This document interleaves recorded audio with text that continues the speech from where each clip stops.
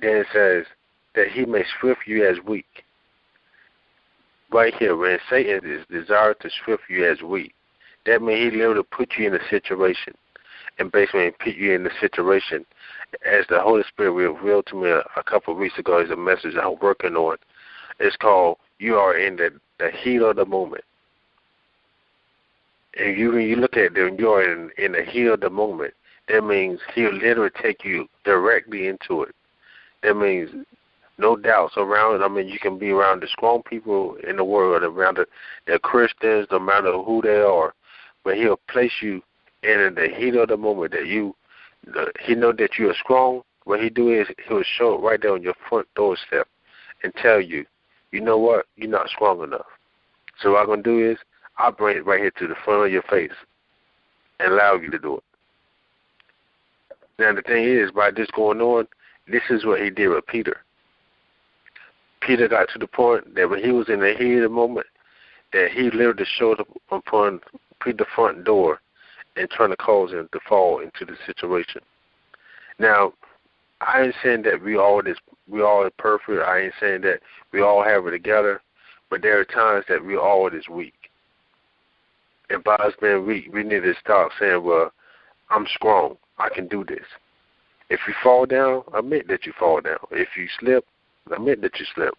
And by this going on, by this going there, you helping your brother. You're strengthening him because you're showing him, okay, I had mistakes myself.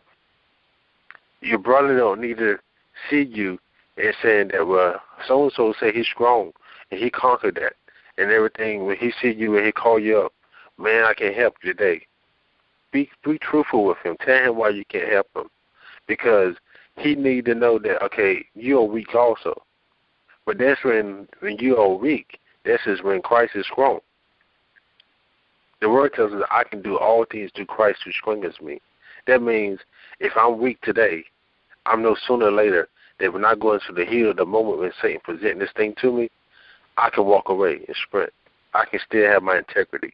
I can still have who I am in Christ. Don't look at who you are, but look at who Christ are. Christ was the one that conquered all sins. And even we ourselves can conquer sin.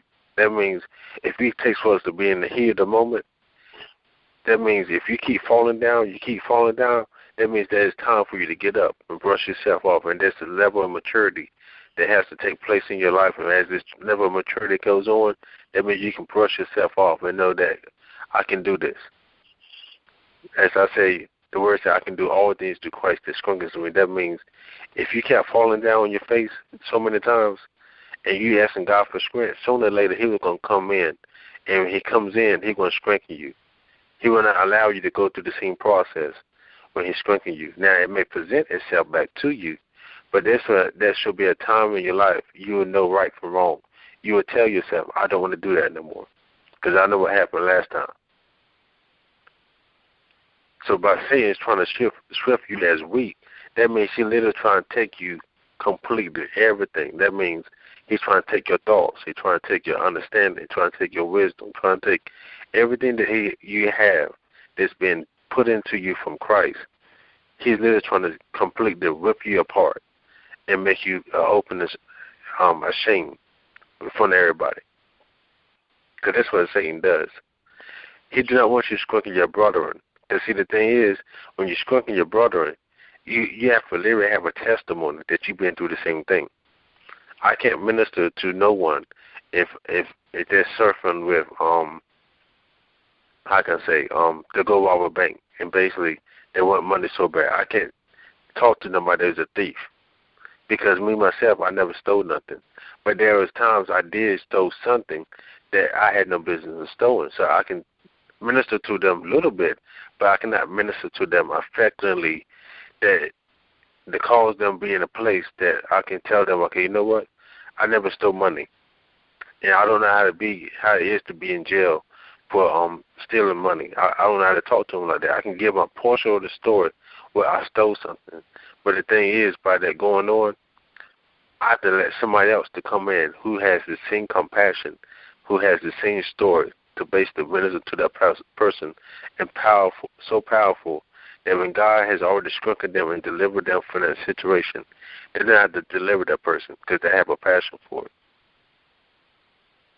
See, that's why I say Satan, he's doing all he can to cause you to be ashamed, to keep you from not strengthening your brethren. The word tells us this way. He said that when there was a man who was sick on his bed, and when this man was sick on his bed, that his friends took him, and when they took him went to this house. And since they could not get in with Jesus' word, they literally took the roof off the house. And by them taking the roof off the house, they took the man and they lay him down through the roof. And when they lay him down through the roof, basically the man came down in front of Jesus, and Jesus saw how much faith that these people had to lower this man down. This means, what I'm trying to tell you here, when you're trying to strengthen your brother, sometimes you have to go completely out of the way for your brother. You have to completely go out of the way for your sister. That means you literally have to humble yourself. At times when you see things is going on all around them, and basically people's cussing them out, putting them down, and basically trying to destroy their character or trying to destroy who they are, this is the time for you to take the person by their hand and walk them out of the situation. No, this is not the time for you to go there and speak out with your mouth and try to tell the people off, because the word tells us that vengeance is the Lord. It's not ours. Anytime the vengeance is the Lord, that means God will fight our battles. And when he fight our battles, what he's going to literally do is, even though these people speaking bad about them, the word says, no weapon formed against thee shall prosper.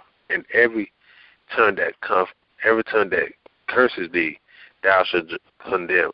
See, the thing is, when these words is spoken, you can be used as a shield to cover your brother, to strengthen them.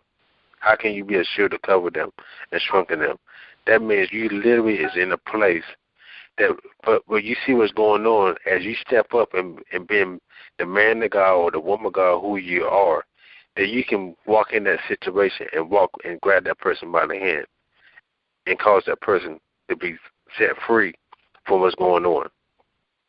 And as these men did, when they had the faith to lower this man down in this house, that means they help this man get that healing.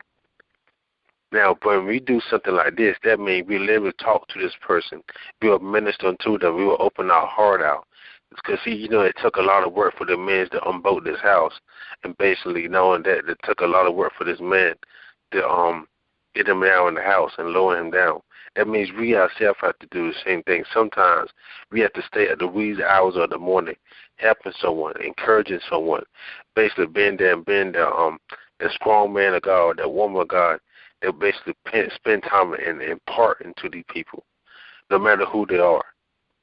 That means we don't look at what size they are, don't look at what kind of clothes they got on, no matter how they smell, or no matter who the mother or father may be, or no matter what kind of money they got in the bank.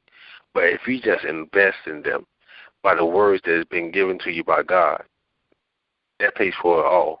Don't do it pays for it all, but it's so powerful to have that something so valuable that you can just speak a word. Sometimes you don't have to do that. You just being an open ear, just listening and being quiet. That means you done the work for that person. Sometimes you want to go in a situation, you know what, you want to go and attack the person, bump them across the head, and tell them, you know what, you got to hear what I have to say. No, just have an open ear and listen. That takes care of the situation. The word tells us that be quick to listen and slow to speak. See, the thing is, a lot of people is so quick to speak and slow to listen. See, when you take this right here, when you're quick to speak, the word tells us in Proverbs, it said that anybody that's quick to speak, is acting foolishly. But the thing is, if you're quick to listen, it says that my son, listen to my commandments. And when you listen to them rarely, that you may live them, and only live them, that you may put them around your neck like an ornament of grace. I'm paraphrasing. I'm taking some verses from the Proverbs, and I put them all together. But what I'm trying to show you is, when you have an ornament of grace, and you have the character to have wisdom and everything, and have knowledge and understanding, that means you are really dressing in the part that basically when you minister to your brother or minister to your sister, that no matter if they're out there open and being ashamed, and you are being ashamed in the same situation, that means you know how to cover them. The word tells us love covers a multitude of sins.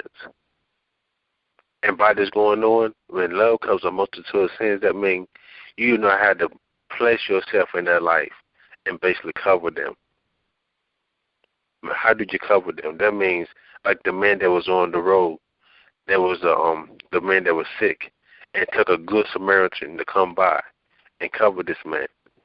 See, the thing was, there's another message that God is ministering to me on the work one. It says, "Don't let this be you." Now, the thing is, when I'm saying don't let this be you, that means there was a priest, a Levi went by, there was a high priest went by, and took for this man of God who did not know this man for nothing, to go there to cover this man, make sure he had something to eat, make sure he had something to drink, make sure he had a livable place, make sure he bandaged up all his wounds. And basically what he done is he strengthened his brother. And even the last thing that he did was he said, you know what, if he has to stay a little bit longer than he's supposed to, keep the charge, and I will be back to pay for what's going on, how long he stay. See, the thing is, most people today, and even I hate to say it this way, but it's so big in the church that they really do not want to do things for people. And it hurts me because the thing is, we say that we're Christians, we are Christ followers, we are a child of God, we got this, got here, we got that. But the real one, when somebody's in need, what some people do, they turn their nose up and walk away. If not that, they turn their nose, put their head down, and basically put the fingers in their ears. I don't hear you, I can't hear you. Or then again, they roll their eyes, or they close their eyes, I can't see you. No, this is the time that our eyes should be open. No, our eyes should be open. Our ears should be open. This is when it tells us, they say that walk by faith and not by sight. See, the thing is, we see the situation, but let's walk by faith. And then it said faith without works is dead. That means we need to have to go into the situation and walk out the situation with the person by faith. You wonder why the person is struggling, once you go into the situation with them and basically help them walk it out. Don't go into the situation and hear what's going on and then condemn them. But then again, go into the situation and help them walk out, because the word tells us, therefore there's no condemnation to them that walk by the Spirit. See, the thing is, the person can be trying to walk by the Spirit, but here it is, we walking by the flesh and condemning the person behind their back. No, we don't need to do that. We need to walk with the Spirit with them. If Christ didn't condemn you, why should you condemn them? We have to be in a place to strengthen our brothers. Don't try to expose them in front of everybody. The next verse, it says, but I have prayed for thee. See, the thing is, when we're trying to strengthen your brother, pray for them. Don't gossip about them. Don't go behind the back and put them down, but pray for them. Sometimes you have to go, like I said earlier, go into the situation with them and lay hands on them. That means I ain't always telling you lay hands like, you declare that you are healed or declare that you come out of this situation. No. Lay hands on them. That means literally take them by the hand and show them, I'm here with you. I'm praying for you. Don't say I'm going to pray for you, then walk away. But literally, while you right there with them, pray for them. Prayer is a communication between you and God. Prayer is a communication between you and God and that person. That's what Jesus is doing for us. And Jesus tells us in the book of John, chapter 17, he said that I will pray for them that as I am one with you, so shall they be one with you. See, the thing is, Christ did not want us to be separated. Then the word tells us in the book of Romans, it says that even yet when you were sinners, Christ died for you. And by him dying for you, that means he made sure that when it got to the point that he was going to die, he said a prayer for us. Now, by him doing that, he could have again said, well, no, God, the people's giving me a hard time. They're right here alive now. But you know what, God, forget it. I don't want to have nothing to do with the people that's going to come because I don't want to carry that weight. But he said, you know what? He said, Father, forgive them, for they do not know what they are doing.